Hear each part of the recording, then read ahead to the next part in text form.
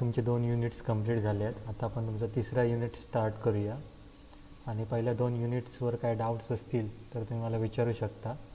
मला व्हॉट्सॲपवर मेसेज करा किंवा टेलिग्रामवर पण मेसेज केला तरी चालेल. आणि ते सगळे व्हिडिओ तुम्ही बघून घ्या, परत बघा झाले तरी ते सगळे व्हिडिओ. आणि कोणी असाइनमेंट वगैरे सबमिट नाही केले असतील तर करा, लवकरात लवकर सबमिट करा. ते 1 ते 2 दिवसात, पुढच्या 2 दिवसात ते सबमिट करून टाका ज्यांनी असाइनमेंट सबमिट केले नाहीत त्यांनी. ठीक आहे, तर आता तुमचं 3rd युनिट आपण स्टार्ट करूया. 3rd युनिटचं नेम आहे कन्स्ट्रक्शन ऑफ रोड पेवमेंट्स.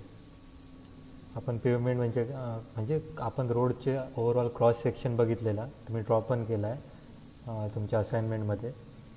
आणि तुम्हाला मी फोटो टाकलेले असे आहे याचे क्रॉस सेक्शनचे. National highway in embankment and cutting, cross section of national highway in embankment and in cutting. दोनापैकी एक क्वेश्चन तुम्हाला फायनलला नक्की पडणार आहे 4 मार्क्सला. त्यामुळे क्रॉस सेक्शन ड्रॉ करायची प्रॅक्टिस करा ते. नेक्स्ट आता 3rd चॅप्टर आहे तुमचं कन्स्ट्रक्शन ऑफ रोड पेवमेंट. आधी कन्स्ट्रक्शन करताना आपल्याला मटेरियलची गरज तर पडणार आहे. मेन म्हणजे 2 टाईपचे रोड आपण कन्स्ट्रक्ट करतो, बिट्युमिनस road and cement concrete road. Cement concrete road सगळ्यांनी बघितलं आहे. ओके, सो बिट्युमिनस रोड म्हणजे डांबराचे रोड आपल्याकडे दिसतात ते, त्यांना बिट्युमिनस रोड म्हणतो. आणि सिमेंट कॉन्क्रीट रोड म्हणजे आपले सिमेंट कॉन्क्रीटचे रोड म्हणजे नॅशनल हायवे आपला बघू शकता, मुंबई गोवा हायवे, तो सिमेंट कॉन्क्रीट रोड आहे. आणि बिट्युमिनस रोड म्हणजे आपल्या गावातले रोड्स असतात ते डांबराचे रोड ते. आणि यांची वेगवेगळी नावं आहेत. परत बिट्युमिनस रोडला फ्लेक्झिबल पेवमेंट पण म्हणतात आणि सिमेंट कॉन्क्रीट रोडला रिजिड पेवमेंट म्हणतात.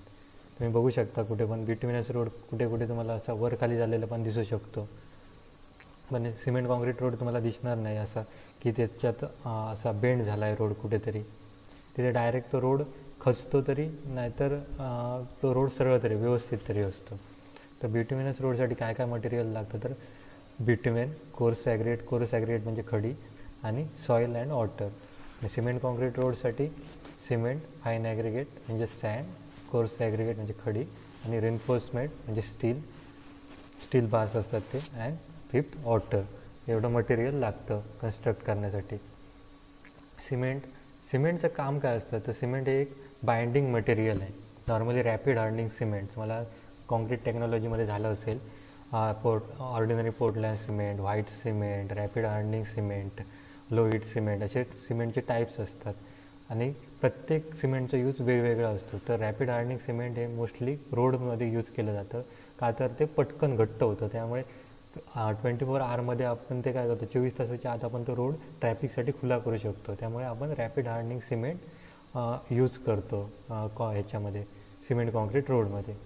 ॲग्रिगेटचे 2 टाईप्स असतात, कोर्स ॲग्रिगेट आणि फाईन ॲग्रिगेट. हे पण तुम्हाला झालं असेल कदाचित कॉन्क्रीट टेक्नॉलॉजीमध्ये. जर ॲग्रिगेटची साईड ग्रेटर दॅन 4.75 mm असेल, परत रिपीट करतो, ॲग्रिगेटची साईज जर ग्रेटर दॅन 4.75 mm असेल तर त्याला आपण कोर्स ॲग्रिगेट म्हणतो. आणि नॉर्मली 20 to 25 mm साईजचे कोर्स ॲग्रिगेट आपण रोड कन्स्ट्रक्शनमध्ये यूज करतो. तर फाईन ॲग्रिगेट म्हणजे काय तर जर कोर्स ॲग्रिगेट, समजा ॲग्रिगेटची साईज लेस दॅन 4.75 mm असेल तर त्याला आपण फाईन ॲग्रिगेट म्हणतो. फाईन ॲग्रिगेट म्हणजे काय तर वाळू म्हणतो आपण, सँड, त्याला कोर्स ॲग्रिगेट फाईन ॲग्रिगेट म्हणतो आपण. तर रेन्फोर्समेंट म्हणजे आताच सांगितलं मी, स्टील बार्स. तर reinforcement are generally use in cement concrete road pavement. तुम्ही जर मुंबई गोवा हायवेचं आता कन्स्ट्रक्शन चालू आहे त्याच्यात बघितलं तर तुम्हाला त्यावेळी ते बार्स यूज करत होते. काय यूज करतात ते आपण पुढे बघू. The size of bar is depend on the thickness of cement concrete pavement. रोडच्या थिकनेसवर तुमच्या बारची साईज डिपेंड असते. सॉईल म्हणजे काय, सॉईल म्हणजे मिनरल्स असतात अर्थ क्रस्टचे. आणि test on aggregate, shape test. आता ॲग्रिगेट यूज करण्याआधी आपल्याला त्याची टेस्ट घ्यावे लागतात. डायरेक्ट कोण रोडमध्ये ॲग्रिगेट यूज करत नाही, आपल्याकडे करतात. पण नॉर्मली जर एक मोठा रोड कन्स्ट्रक्ट करायचा असेल तर एक सिस्टमॅटिक प्रोसिजर असते. त्यामध्ये तुम्हाला रोडमध्ये जे मटेरियल्स तुम्ही यूज करणार आहात त्याची आधी टेस्ट घ्यावी लागते. त्यामध्ये फर्स्ट आहे तुम्हाला ॲग्रिगेटची टेस्ट. ॲग्रिगेटचं शेप टेस्ट आहे पहिल्यांदा. त्यामध्ये flakiness index test, elongation index test आणि अँग्युलरिटी नंबर टेस्ट. तर मी याची तुम्हाला व्हिडिओची लिंक दाखवतो आहे. ॲग्रिगेटचे वेगवेगळे शेप्स असतात. तुम्ही बघितलं जर एखादा खडी हातात घेऊन बघितलं तर तुम्हाला त्यात फ्लेकी म्हणजे चपटी ॲग्रिगेट पण दिसतील, लांबट म्हणजे इलॉंगेटेड दिसतील, अँग्युलर म्हणजे असे अँग्युलर, आपल्याला अँग्युलरच ॲग्रिगेट लागतात नॉर्मली, पण त्यात फ्लेकी पण आपल्याला दिसतात कुठे कुठे, चपटी, लांबट असे पण ॲग्रिगेट त्यात असतात. पण की त्याचं प्रमाण किती असलं पाहिजे. जर जास्त प्रमाणात झाले तर त्याचा वाईट इफेक्ट होतो, रोडवर क्रॅक्स वगैरे येऊ शकतात, रोड लवकर खचू शकतो. त्यामुळे आपल्याला फ्लॅकी म्हणजे चपटे असे ॲग्रिगेट जास्त चालत नाही. तसेच इलॉंगेटेड लांबट असे ॲग्रिगेट आपल्याला जास्त चालत नाहीत. तर त्याचं लिमिट काय असतं, कितीपर्यंत आपल्याला आपल्या एखाद्या खडीमध्ये आपण ते यूज करू शकतो. तर त्याला काहीतरी लिमिट्स आहेत. इलॉंगेशन इंडेक्समध्ये पण त्यात काहीतरी लिमिट्स आहेत. लांबट ॲग्रिगेट असतील तर आपण कितीपर्यंत ते यूज करू शकतो. त्यानंतर जर एखादी एक डंपर समजा तुम्ही ॲग्रिगेट घेतलं आहे आणि त्यात खूपच असे 50%पेक्षा जास्त जर तुम्हाला 20% समजा 20%पेक्षा जास्त जर तुम्हाला इलॉंगेटेड शेपचे ॲग्रिगेट आहेत तर ते तुम्ही यूज करू शकत नाही आहे. तुम्हाला ते बाजूला करावे लागतील सगळे. तुम्हाला खडीच संपूर्ण ते यूज करता येणार नाही आहे. ही ॲक्च्युअल अशी प्रोसेस असते. मी तुम्हाला याचे व्हिडिओ देतो आहे. तुम्हाला यूट्यूबवर कुठे व्हिडिओ भेटतील ते दाखवतो तुम्हाला, कारण मी असं एक्सप्लेन करून तुम्हाला समजणार. ॲक्च्युअल ते प्रॅक्टिकल करायचं असतं, पण तुम्ही कॉलेजमध्ये सध्या येऊ शकत नाही आहे. तुम्ही आल्यावर हे प्रॅक्टिकल करू. सध्या मी तुम्हाला व्हिडिओ दाखवतो आहे. तर तुम्ही यूट्यूबवर गेलात की इथे सर्च करायचं शेप टेस्ट म्हणून, शेप टेस्ट ऑन ॲग्रिगेट. तर इथे गेलात की इथे NCTEL म्हणून एक ग्रुप आहे, म्हणजे तो चॅनल आहे यूट्यूबचा. त्यांचे चांगले व्हिडिओज असतात. जे इथे बघा, flakiness and elongation index of aggregate पहिल्यांदाच येतं सर्च केल्यावर.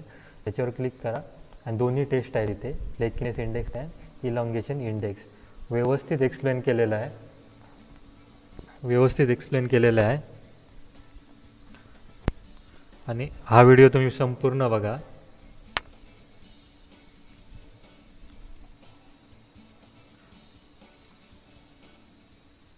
व्यवस्थित एक्सप्लेनेशन आहे यात सगळं, कसं काय करायचं असतं. CO यूज करायचे असतात यामध्ये. COमधून ॲग्रिगेट पास करायचं असतं. आपण याच्यावर एक गुगल मीट पण घेऊ, पण त्याआधी तुम्हाला आयडिया असली पाहिजे कसे काय करतात आहे प्रॅक्टिकल. त्यासाठी हा व्हिडिओ बघून घ्या, ठीक आहे. तर नेक्स्ट असणार आहे तुम्हाला हे 2-3 शेप टेस्ट आहेत. तिन्ही टेस्ट बघून घ्या, सर्च करा आणि बघा हे संपूर्ण. जर अजून व्हिडिओ बघायचे असतील तर त्याच्या खालचे व्हिडिओ बघितले तरी चालतील. नेक्स्ट आहे टेस्ट ऑन ब्युटिमेन.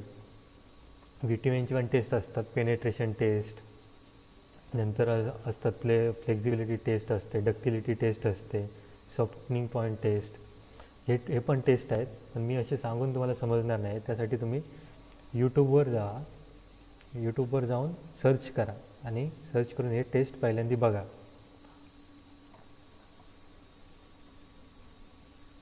यूट्यूबवर जाऊन इथे सर्च करा. काय सर्च करायचं आहे तर हे टेस्ट, सिमेंटचे टेस्ट,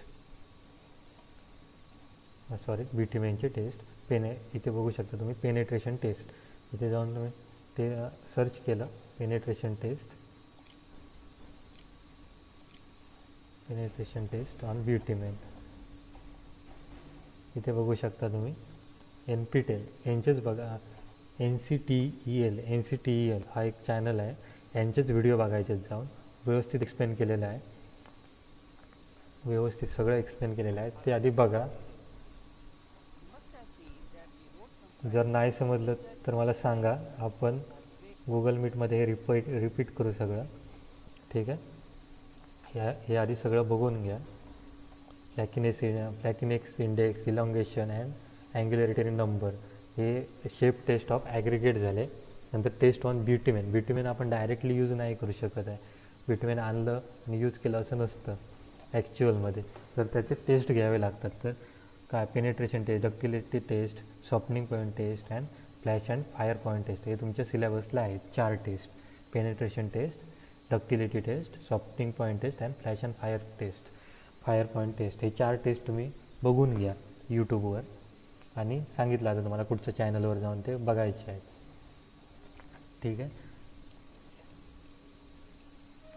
कसं असतं, आपण बिट्युमेन किती बिट्युमेन बघितलं असेल तुम्ही, ते डक्टाईल असतं, पूर्ण असं ओढलं तर ताणतं ते, पण ते किती ताणतं त्याला पण काहीतरी लिमिट असते. ते तुम्हाला ते प्रॅक्टिकल्स बघितल्यावर समजेल. आपण त्याच्यावर प्रॅक्टिकल पण घेऊ. तर रोड पेवमेंट. आता रोड पेवमेंट म्हणजे काय? Layer of structure supported by a subgrade soil to form a carriage way of road is called as road pavement. तुम्हाला रोड पेवमेंट दाखवतो, इथे बघू शकता तुम्ही. असा हा रोड पेवमेंट आहे, हा फ्लेक्झिबल रोड पेवमेंट आहे, म्हणजे डांबराचा रोड असा असतो. जर रोड तुम्ही मधून कट केला आणि बघितला तर तुम्हाला असे लेयर्स दिसतील ॲक्च्युअलमध्ये. तर इथे खाली काय असतं, सॉईल असते, त्याच्यावर सब बेस कोर्स म्हणजे आपण खडी टाकतो ती एक, नंतर बेस कोर्स त्याच्यापेक्षा बारीक खडी टाकतो ती, बेस कोट छोटी खडी असते अजून, आणि वेरिंग कोर्स असे खडी टाकून एक कोर्स बनवले जातात. आणि याच्यामध्ये असे डांबर टाकतो आपण, कशासाठी? बाइंडिंगसाठी, बाइंडिंग मटेरियल म्हणून यूज करतो. ठीक आहे. तर ही झाली रोड पेवमेंट झालं हे. रोड पेवमेंटचे डेफिनेशन परत सांगतो. ए लेअर स्ट्रक्चर, लेअर बघितले आपण आता, 4 लेअर्स असतात. A layer structure supported by the subgrade soil to form a carriage way of road. हे लेअर स्ट्रक्चर बघा, इथे 1 2 3 4 लेअर्स आहे, supported by the subgrade soil to form a carriage way. Carriageway म्हणजे काय? याच्यावर vehicles move होतात. डांबराचा हा वरती काय असतो, हा डांबराचा पोर्शन असतो, डांबर आपण घालतो त्याला म्हणतो काय? कॅरेज वे. तर पर्पज ऑफ, आता आपण पर्पज ऑफ रोड पेवमेंट बघूया. काय काय असतं? To provide the smooth surface to the vehicle and to prevent the ill effect of weathering actions, बरोबर, and to carry the heavy vehicle load on the vehicular traffic. हे काय झाले? Purpose झाले. आणि requirement of good road pavement काय असतं? तर it should be strong, म्हणजे आपण जे पेवमेंट कन्स्ट्रक्ट करणार आहोत याच्यात चांगली खडी वगैरे यूज आपण केली पाहिजे, त्याच्यामुळे ते स्ट्रॉंग असेल, ड्युरेबल म्हणजे लाँग काळापर्यंत टिकेल, बरोबर. And it should be suitable for the all types of traffic. It should be cheap म्हणजे आपण चांगलं मटेरियल पण यूज केलं पाहिजे आणि त्याची कॉस्ट पण कमी असली पाहिजे, जेणेकरून रोड आपण इकॉनॉमिकली कन्स्ट्रक्ट करू शकू. आणि हे कम्फर्टेबल असलं पाहिजे, मेंटेनन्स कॉस्ट पण त्याची लो असली पाहिजे. हे काय आले? रिक्वायरमेंट आहेत गुड रोड पेवमेंटचे. ठीक आहे. आता आपण स्टेप बाय स्टेप बघूया हे काय काय आहेत. लेअर म्हणजे काय असतात, हे सबग्रेड म्हणजे काय असते? सबग्रेड म्हणजे ॲक्च्युली सॉईल असते. इथे तुम्ही बघू शकता, the finish and compacted surface of the earthwork on which the road pavement rest. इथे तुम्ही बघू शकता, इथे सबग्रेड म्हणजे ही सॉईल आहे आणि सॉईलला आधी कॉम्पॅक्ट केलं जातं, व्यवस्थित रोलर वगैरे आणून ते कॉम्पॅक्ट करतात, जेणेकरून ते खाली सेटल डाऊन होणार नाही. रोड जर सेटल डाऊन झालं तर तिथे खड्डे वगैरे पडतील, त्यामुळे व्यवस्थित हे कॉम्पॅक्ट केलं जातं. त्यानंतर वरती सबग्रेड म्हणतात त्याला. या शेवटच्या लेअरला काय म्हणतो आपण? सबग्रेड. सॉईलचा लेअर असतो हा, याला सबग्रेड म्हणतो. त्याच्यावर काय येतं तर subbase. The layer of granular material provided between the subgrade and the base course in a road pavement is called as subbase. इथे बघू शकता तुम्ही, ते ग्रॅन्युलर मटेरियल म्हणजे काय? खडी वगैरे इथे ह्या लेअरला मोठे मोठे स्टोन्स इथे प्रोव्हाइड करतात. कुठे असते तर बेसच्या वरती, सबग्रेडच्या वरती आणि बेस कोरसच्या खाली, या दोघांमध्ये हा लेअर येतो, त्याला काय म्हणतो आपण? Subbase course. तर आता याचे फंक्शन काय असते तर ते improve the bearing capacity. Bearing म्हणजे काय? ज्यावेळी व्हेकल वरून मूव्ह होणार त्यावेळी काहीतरी लोड येणार आहे वरून, त्यामुळे ते खाली दबू नये पूर्ण रोड. जर बेरिंग कॅपॅसिटीज व्यवस्थित नसेल सॉईलची तर ते काय होणार? व्हेकल खाली जाणार. तुम्ही आता इकडचे रोड बघितले असेल, ज्यावेळी गाडी खाली रस्त्याच्या खाली जर उतरली जरा तर टायर रुपतात खाली पूर्ण, बरोबर. त्यामुळे ती काय असते, कशामुळे होतं तर बेरिंग कॅपॅसिटी ऑफ सॉईल खूप लो असते, त्यामुळे व्हेकल्सचे टायर्स वगैरे जमिनीत जातात, असे रुजतात खाली. तर बेस कोरस म्हणजे काय? आता बेस कोरस म्हणजे काय ते बघूया. तर a layer of boulders or bricks provided in the double layer over which the subbase are immediately over the subgrade. The absence of subbase in the road pavement is called base course. तर ह्या डायग्राममध्ये तुम्ही बघू शकता base chorus हा सबबेसच्या वरती टाकतात आणि ह्या कशाचा लेयर्स असतो ॲक्च्युअली ब्रिक्स इथे लावले जातात त्याच्यामुळे तो रोड स्ट्रॉंग होतो. नेक्स्ट आहे base coat, a layer of hard stone provided between the base course and wearing course. म्हणजे तुम्ही बघितलं असेल मोठे मोठे स्टोन म्हणजे बऱ्यापैकी मोठे स्टोन यूज करतात आणि ते कुठे बेस कोटला इथे ह्या लेअरला टाकले जातात. नंतर येतो तो वेअरिंग कोर्स. वेअरिंग कोर्स म्हणजे काय, the top most layer of the road pavement directly expose to the traffic ज्यावरून ट्रॅफिक चालतात आपण त्याला काय म्हणतो आपण वेअरिंग कोर्स. म्हणजे आता हे वेअरिंग कोर्सला जे ॲग्रिगेट यूज करतात त्यांची साईज खूप स्मॉल असते बरोबर, कारण ते कॉन्क्रीटमध्ये तुम्ही बघितले असेल 20 mm साईजचे ॲग्रिगेट यूज होतात ते इथे यूज केले जातात. आणि वेअरिंग कोर्सचे फंक्शन काय असतं, टू प्रोव्हाइड द इम्परव्हियस म्हणजे काय, ज्यातून पाणी पास होणार नाही आहे. इम्परव्हियस पाणी वगैरे लिक्विड वगैरे काहीच पास होत नाही असा लेअर प्रोव्हाइड करणे.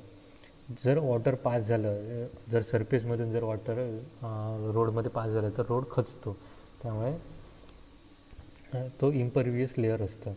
The distribute the safely traffic load over the base course. हा काय करतो वेअरिंग कोर्स, डिस्ट्रीब्यूट करतो लोड व्यवस्थित असं बेस कोर्सवर. तर हा झाला तुमचा फ्लेक्झिबल पेवमेंटचं एक आपण म्हणजे डायग्राम बघितली, क्रॉस सेक्शन बघितला की रोड पेवमेंट स्ट्रक्चर ॲक्च्युअली कसं असतं. इन केस ऑफ फ्लेक्झिबल बघितलं आहे आपण. Flexible pavement types of pavements कुठचे असतात मगाशी बोलल्याप्रमाणे फ्लेक्झिबल पेवमेंट आहे, रिजिड पेवमेंट. फ्लेक्झिबल पेवमेंट कुठची, तर ही आपण डांबराची असतात ती ब्युटिमेन यूज करतो ती फ्लेक्झिबल पेवमेंट. आणि रिजिड पेवमेंट म्हणजे कॉन्क्रीटची पेवमेंट्स. तर फ्लेक्झिबल पेवमेंटमध्ये पहिलं बघूया the road pavement which can change their shape to some extent without rupture and are known as flexible pavement. Flexible म्हणजे काय, ते फ्लेक्झिबल असते. इथे बघू शकता जर हा एक रोड आहे, इथे बघा तुम्ही हा एक रोड आहे आणि समजा जर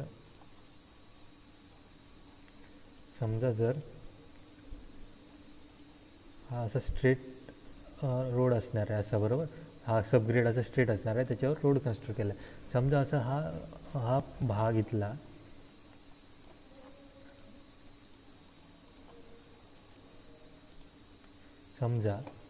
इथला असा खाली आला असा, या डायग्राममध्ये तुम्ही बघताय हा भाग असा खाली आला आहे. त्यावेळी काय होणार आहे, हे पेवमेंट पण असं फ्लेक्झिबल होणार आहे. फ्लेक्झिबल असल्यामुळे डांबराचं असल्यामुळे ते काय होणार आहे, असं शेप तुम्ही बघितलं असेल खूप ठिकाणी असा शेप घेतो पेवमेंट, असा हा शेप घेतो खाली, असा हा शेप घेतो. ज्या हा खड्ड्याचाच हा शेप घेतो, हा खड्डा तयार झाला आहे याच्यानुसार असा हा रोड आपला शेप घेतो. याला काय म्हणतो आपण फ्लेक्झिबल पेवमेंट. पण इथे जर कॉन्क्रीटचं पेवमेंट असतं इथे तुटलं असतं, हे बिटुमेन आहे म्हणून हे असं शेप घेतं. तर फ्लेक्झिबल पेवमेंटची डेफिनेशन बघितलं आता, the road pavement which can change their shape to some extent without rupture म्हणजे तुटण्याआधी तो असा शेप घेतो. हा शेप तुम्ही बघताय असा हा खड्डा तयार झाला आहे समजा इथे, तर असा हा शेप घेतोय. हा इथे असा हा खड्डा तयार झाला आहे, तर हा रोडने पण असा हा शेप बदलला आहे आपला. ठीक आहे, याला आपण म्हणतो फ्लेक्झिबल पेवमेंट. फ्लेक्झिबल पेवमेंट हा डांबराचाच रोड असतो, एवढं लक्षात ठेवा. The common example of flexible pavement is bituminous road. Bituminous road म्हणजे कुठचे, डांबराचे रोड आहे आपले. तर का फ्लेक्झिबल पेवमेंट फेवर करतात इंडियामध्ये मोस्टली, तर हे cheap and easy in construction आणि लोकल मटेरियल सगळं लोकली अवेलेबल असतं and less supervision required. Next आहे रिजिड पेवमेंट. कॉस्टली असतं हे खूप, पण हे खूप काळ टिकतं. रिजिड पेवमेंट हे खूप काळ टिकतं, विअर अँड टिअरसाठी चांगलं असतं. इथे बघू शकता तुम्ही फ्लेक्झिबल पेमेंटचं स्ट्रक्चर दाखवलेलं आहे. मगाशीच आपण बघितलं खाली काय असतं, सबग्रेड असतं, त्याच्यावर base course and wearing course, आणि यांच्यामध्ये काय करतो आपण, डांबर प्रोव्हाइड करतो बाइंडिंगसाठी. ठीक आहे. नेक्स्ट आहे रिजिड पेमेंट.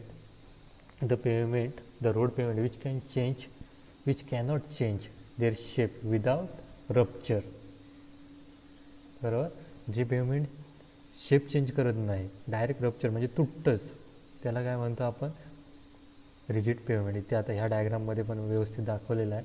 इथे समजा स्ट्रेट रोड असता ना, इथे हा स्ट्रेट रोड असला असता असा, बरोबर. काही काळानंतर काय झालं, इथली माती अशी खाली आली, त्यामुळे काय झालं, इथला रोड पण असा फ्लेक्झिबल, बिट्युमेनचा रोड असतं तर असा फ्लेक्झिबल झाला असता, पण हा काय झाला, कॉन्क्रीटचा रोड असल्यामुळे डायरेक्ट असा 2 भागामध्ये तुटला.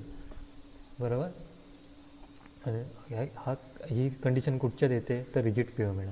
आणि रिजिड पेवमेंटचं एक्झाम्पल काय आहे, cement concrete pavement, cement concrete road. आता त्याचं स्ट्रक्चर कसं असतं, एकदम सिम्पल स्ट्रक्चर असतं, एवढे लेयर्स नसतात यामध्ये फक्त 3 सबग्रेड, सॉईल कॉम्पॅक्टेड सबग्रेड. इथे बघा हा कॉम्पॅक्टेड सबग्रेड आहे पूर्ण, आणि त्याच्यावर काय असतं, फक्त हा बेस, सब बेस असतो, हा सब बेस असतो, याच्यावर हा पूर्ण हा सब बेस आहे, आणि त्याच्यावर काय असतं, रोड स्लॅब असतं, म्हणजे सिमेंट कॉन्क्रीटचं हा स्लॅब असतो, घरावर स्लॅब टाकत तसा हा सिमेंट कॉन्क्रीटचा स्लॅब असतो. आणि यामध्ये स्टील प्रोव्हाइड करतात. ते कुठे करतात, अशा सेंटरला प्रोव्हाइड केलेला असतो स्टील. तर पुढे बघूया आपण जॉईंट्सवर कुठे कुठे स्टील प्रोव्हाइड करतात. तर एवढं लक्षात ठेवा, यामध्ये फक्त 2च लेयर्स असतात, सब बेस अँड रोड स्लॅब. सब बेसमध्ये खडी यूज करतात, आणि हे सबग्रेड म्हणजे सॉईल, कॉम्पॅक्टेड सॉईल. ठीक आहे. नेक्स्ट आहे टाईप्स ऑफ बिट्युमिनस सरफेस. त्यामध्ये 4 टाईप्सचे असतात. म्हणजे इथे आता मगाशीच आपण रोड्स बघितले, यामध्ये इथे बाइंडिंगसाठी काय केले जातात, बिट्युमिनस प्रोव्हाइड केले जाते, डांबर प्रोव्हाइड करतात प्रत्येक लेयर्सला, त्याला काय म्हणतात, कोट्स म्हणतात, कोट्स. तर कोट्स आता आपण बघून घेऊया. Prime coat, tack coat, seal coat and surface dressing. तर प्राईम कोट म्हणजे काय ते पहिल्यांदा बघून घेऊया. हे single coat of low viscosity bituminous binder applied to an existing untreated base of pervious nature like WBM road, water bound macadam. म्हणजे हे आपल्या गावातले रोड्स असतात बघा, WBM म्हणजे मातीचे रोड थोडक्यात. त्यामध्ये प्राईम कोटचा यूज केला जातो, म्हणजे परवियस मटेरियल, म्हणजे तिथे मातीच असते सगळी. मातीवर जर समजा डायरेक्टच रोड कन्स्ट्रक्ट करतात, त्यावेळी काय करतात, प्राईम कोट प्रोव्हाइड केला जातो, प्राईम कोट. आणि प्राईम कोटचा फंक्शन्स काय असतात, to improve the adhesion between the existing pervious base and wearing surface. म्हणजे परवियस म्हणजे ज्यातून पाणी पर्कोलेट होऊ शकतं, पाणी आत जाऊ शकतं, असा बेस म्हणजे मातीचा बेस. त्याच्यावर डायरेक्ट जर रोड कन्स्ट्रक्ट करायचं असेल तर त्याआधी काय करतात, प्राईम कोट तिथे प्रोव्हाइड केला जातो. लो विस्कोसिटी बिट्युमिनस बाइंडरचा तिथे लेअर प्रोव्हाइड केला जातो, त्याला काय म्हणतो आपण, प्राईम कोट. नेक्स्ट आहे टॅग कोट. टॅग कोट काय, a single coat of low viscosity bituminous binder applied to an existing treated base of impervious nature. Impervious nature म्हणजे काय, इम्परवियस नेचर म्हणजे ज्यातून वॉटर पास होऊ शकत नाही. इथे फक्त 2 शब्दांचा खेळ आहे, इथे बघू शकता तुम्ही, इम्परवियस नेचर आणि इम्परवियस नेचर. ज्यावेळी इम्परवियस नेचरचा बेस असेल त्यावेळी कुठचा कोड प्रोव्हाइड करतात, टॅग कोड प्रोव्हाइड केला जातो. ठीक आहे. The main function of tack coat is ensure the adequate of bonding between the existing impervious base and wearing surface. ज्यावेळी इम्परवियस बेस अवेलेबल असेल त्यावेळी टॅग कोड प्रोव्हाइड केला जातो. ठीक आहे. आणि परवियस बेस असेल त्यावेळी परवियस ज्यातून वॉटर पास होऊ शकतं. इथे बघू शकता तुम्ही, इथे मेन्शन केलेलं आहे pervious nature, base of pervious nature. त्यावेळी प्राईम कोड प्रोव्हाइड केला जातो. 2 शब्दांचा फक्त फरक आहे इथे. ठीक आहे. नेक्स्ट आहे सील कोट. हे final coat of the bituminous material provided on the top surface of the sealing the voids against the entry of moisture. म्हणजे सील कोट नावातच आहे, सील केलं जातं पूर्ण बिट्युमिनस संपूर्ण रोडचा सरफेस आहे जो वॉटरच्या कॉन्टॅक्टमध्ये, ज्यावेळी पाऊस पडतो त्यावेळी डायरेक्ट रोडवर पडतो ना, त्यावेळी त्या रोडमध्ये आतमध्ये पाणी जाऊ नये. जर आतमध्ये पाणी गेलं, स्ट्रक्चरमध्ये खाली पाणी उतरलं तर रोड पूर्ण खचून जाईल. तर काय म्हटलं त्यांनी, the final coat of bitumen material provided on the top surface for the sealing the voids again the entry of moisture is known as seal coat. Function काय असतं याचं, तर to make the surface water tight right. ठीक आहे. तर seal coat हा top most असतो, सगळ्यात वरचा कोट असतो, त्याला काय म्हणतो आपण, सील कोट म्हणतो. ठीक आहे. आणि सरफेस ड्रेसिंग म्हणजे काय, the methods of applying 1 or 2 coats of bitumen material, each consists of a layer of bituminous binder spread on the spreaded base. Follow the cover the stone chipping provided rolled to form a wearing course is known as surface dressing. म्हणजे आपल्याकडे normally करतात तोच एक part झाला हा. त्यामध्ये काय करतात, तर बिट्युमिनस लेअर एक टाकली जाते, त्यावर नंतर ते काय प्रोव्हाइड करतात, स्टोन चिपिंग्स, ते छोटे छोटे स्टोन असतात ते वरती प्रोव्हाइड केले जातात आणि रोल केले जातात, ते जेणेकरून काय होणार नाही, व्यवस्थित सरफेस ड्रेस केला जातो, त्यामुळे सरफेस प्रोटेक्ट केला जातो. ठीक आहे. याला म्हणतो आपण surface dressing. The viscosity of the bitumen aggregate mixture play a great role in determining the performance of the bituminous road. बरोबर, बिट्युमिनची क्वालिटी व्यवस्थित पाहिजे तरच तर होऊ शकतं सगळं रोड व्यवस्थित, त्यामुळे आपण आधी क्वालिटी वगैरे चेक करतो. ठीक आहे. नेक्स्ट आहे सिमेंट कॉन्क्रीट रोड. बरोबर, the road having the wearing surface consist of cement concrete slab plain or reinforced is called as cement concrete road. Cement concrete road नावातच आहे सिमेंट कॉन्क्रीटचं स्लॅब असतं ते. आपण मगाशी स्ट्रक्चर बघितलं, इथे पण दिलेलं आहे बघा. सबग्रेड असतो म्हणजे सॉईल, त्याच्यावर सब बेस कोर्स असतो म्हणजे मशिनरी यूज करतात इथे, म्हणजे काय पण दगड वगैरे पण यूज करत असतील, विटा वगैरे पण यूज करू शकतात इथे. त्याच्यावर काय असतो, कॉन्क्रीटचा स्लॅब असतो. हे तीनच आहेत इथे कॉम्पोनंट्स याचे, subgrade, sub base and slab, concrete slab. याचे ॲडव्हान्टेजेस काय असतात, तर याचे लॉंग लाईफ असतं, खूप लॉंग ड्युरेबल असतात, हे लॉंग काळापर्यंत टिकतात हे. आणि याची मेंटेनन्स कॉस्ट खूप वर्षांनंतर येते, ड्युरेबल असतात हे. ते सच रोड प्रोव्हाइड इम्परवियस लेअर, याच्यातून वॉटर वगैरे पास होत नाही. डस्टलेस असतात हे, डस्ट जास्त उडत नाही. आणि गुड व्हिजिबिलिटी, कलर बघितला तर त्यामुळे त्याच्यावर गुड व्हिजिबिलिटी असते त्या रोडवर. ठीक आहे. आणि कन्स्ट्रक्शनचे मेथड्स कुठचे आहेत, तर अल्टरनेट बे मेथड, कंटिन्युअस बे method, expansion join and strip method. या 3 मेथड्स आहेत सिमेंट कॉन्क्रीट रोड कन्स्ट्रक्ट करण्याच्या.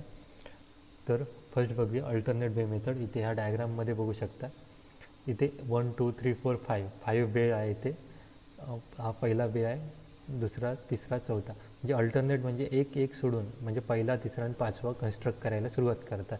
आणि इथून हे डायव्हर्जन प्रोव्हाइड करून ट्रॅफिकसाठी इथून स्टार्ट ठेवतात. इथून हे ट्रॅफिक मूव्ह होऊ शकतं, त्यामुळे ट्रॅफिक पण क्लोज होत नाही. If the road is a single lane is divided into suitable bay of 6 to 8 meter length. The construction carries out in alternate bays as shown in figure. जर double lane असेल तर असे construct केले जातात.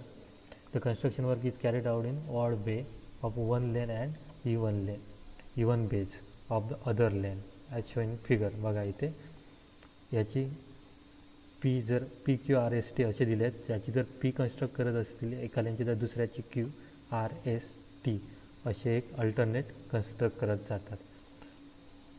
The alternate बे मेथडचे advantages काय आहेत, तर फर्स्ट आहे the bay which have been cured can be served and additional working platform. इथे आता समजा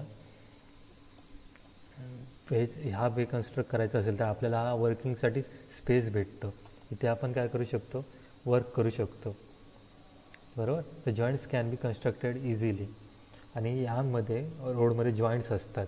इथे आता स्टील प्रोव्हाइड करावं लागतं. आता इथे सांगू शकत नाही, दाखवू शकत नाही तुम्हाला. पण इथे पुढच्या लेक्चर्समध्ये तुम्हाला समजेल, इथे प्रत्येक जॉईंट्समध्ये इथे स्टील प्रोव्हाइड केलेलं असतं प्रत्येक बेजमध्ये. तर ते स्टील प्रोव्हाइड करणं इझी होतं जर आपण असे अल्टरनेट बेज कन्स्ट्रक्ट केले तर. ठीक आहे. हा आहे कंटिन्युअस बे मेथड, म्हणजे एकच बे, म्हणजे हा बे आहे, ही एक साईड आहे, ही पूर्ण एक सारखी अशी कन्स्ट्रक्ट केली जाते, त्याला काय म्हणतो आपण कंटिन्युअस बे मेथड और स्ट्रीप मेथड.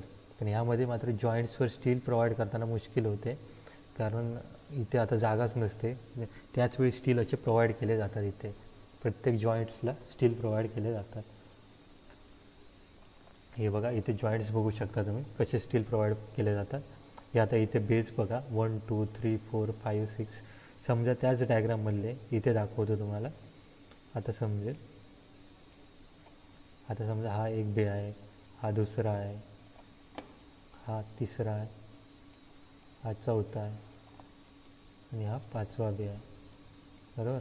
आणि हा 6 7, 2 लेन आहेत इथे, 9 10. जर समजा इथे तुम्हाला कन्स्ट्रक्ट करायचं आहे तर तुम्ही हा पहिल्यांदा कन्स्ट्रक्ट करायला घेणार, नंतर हा 1 नंबर, 7 नंबर, 3 नंबर, बरोबर, 9 नंबर आणि 5 नंबर अल्टरनेट तुम्ही काय करणार आहात कन्स्ट्रक्ट करायला घेणार आहे. त्यामुळे काय होणार आहे, अल्टरनेट बे मेथडबद्दल बोलतो आहे मी आता सध्या. त्यामुळे तुम्हाला इझी काय पडणार आहे, हा स्टील इथे प्रोव्हाइड करायला इझी पडेल, इथे हे स्टील दिसत आहेत, हे तुम्हाला प्रोव्हाइड करायला इझी पडेल, आणि रोड कन्स्ट्रक्ट करताना पण सगळं इझी पडेल. ह्याला काय म्हणतात डॉवेल बार्स. हे जे बार्स प्रोव्हाइड केलेले असतात यांना काय म्हणतात डॉवेल बार्स. आणि हे बार्स प्रोव्हाइड करतात जिथं पूर्ण रोडचा पार्ट केला जातो, यांना ट्रान्सफर जॉईंट्स म्हणतात. एकच मिनिट, इथे दिसेल तुम्हाला लॉंगिट्युडिनल जॉईंट्स अँड ट्रान्सफर जॉईंट. हा दिसतोय, हा लॉंगिट्युडिनल जॉईंट्स आहे, लॉंगिट्युडिनल जॉईंट आहे. आणि हा दिसतोय हा ट्रान्सफर जॉईंट आहे. हा खूप लांब असतो, म्हणजे साधारण लॉंगिट्युडिनल जॉईंट्स असतात हे 4.5 मीटर्सवरच असतात, पण हे जॉईंट्स असतात ते 40 मीटर्सवर असतात, लांबवर असतात खूप. तर असे बेजमध्ये डिवाईड केलेलं असतं आणि ते कन्स्ट्रक्ट करायला इझी होतं. आणि हे एक्सपान्शन जॉईंट्सवर असतात, यांना डॉवेल बार्स म्हणतात. आणि इथे हे बार्स असतात यांना लॉंगिट्युडिनल जॉईंट्सवर असतात, त्यांना हे बार्स आहेत इथे, हे लॉंगिट्युडिनल जॉईंट्स आहेत. हा लॉंगिट्युडिनल जॉईंट आहे, आडवा दिसतोय हा, आणि हा एक्सपान्शन जॉईंट आहे. आणि या एक्सपान्शन जॉईंटकडच्या बार्सना डॉवेल बार्स म्हणतात. ठीक आहे. तर इथे बघू शकता तुम्ही ह्या डायग्राममध्ये व्यवस्थित आहे सगळं. इथे लॉंगिट्युडिनल जॉईंटबद्दल काय लिहिलं आहे, the joints provided in the longitudinal direction between the two strips of road slab when the pavement exists 4.5 meters known as longitudinal joint. हा जॉईंट्स आहे, हा जॉईंट आहे, याला आडवा दिसतो, याला लॉंगिट्युडिनल जॉईंट म्हणतात. आणि याला हे 2 स्ट्रिप्स आहेत, हा एक स्ट्रीप आहे आणि हा एक स्ट्रीप आहे पूर्ण. तर यांना जोडण्यासाठी आपण काय प्रोव्हाइड करतो, हे स्टील प्रोव्हाइड करतो. या डायग्राममध्ये आता दिसत आहे तुम्हाला व्यवस्थित. ठीक आहे. यांना काय म्हणतो आपण लॉंगिट्युडिनल जॉईंट. आणि या आडव्या जॉईंट्सना एक्सपान्शन जॉईंट्स म्हणतात. आपण हे हवं तर पुन्हा पण रिपीट करू. तर ठीक आहे, ह्या लेक्चरमध्ये एवढंच बघूया. हा व्हिडिओ पुन्हा बघा, 2-3दा तरी बघा, समजेल तुम्हाला.